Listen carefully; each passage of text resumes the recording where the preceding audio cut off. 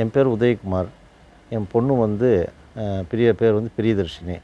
அவங்க வந்து இப்போ அவுட்ரீச் ரெமிடியல் சென்டரில் தான் படிச்சுட்டு இருக்காங்க. இதுக்கு முன்னால் அவங்க வேறு ஸ்கூலில் படிச்சுட்டு இருந்தாங்க. பட்டு ஸ்லோ லேர்னராகவும் வீட்டில் ஒன்றும் அவள் புரிஞ்சு நடந்துக்க மாதிரி இல்லை. அவள் நேச்சுரலாக அவள் ஒர்க்கே அவள் பார்க்க முடியாத இருந்தாள்.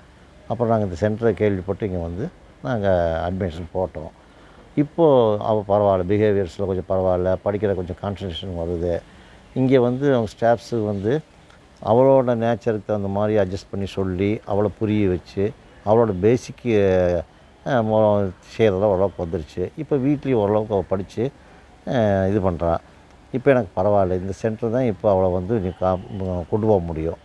வேறு சென்டரில் வேறு ஸ்கூலில் நீ கொண்டு போய் அவளை டைரக்ட் ஸ்கூலில் சேர்த்த முடியாது. ஏன்னா கொஞ்சம் ஸ்லோ லேர்னராக இருக்காங்கிறது எனக்கே இப்போ புரிஞ்சிட்டோம். இப்போ அவளோட நடவடிக்கைகள் நல்லா இருக்குது.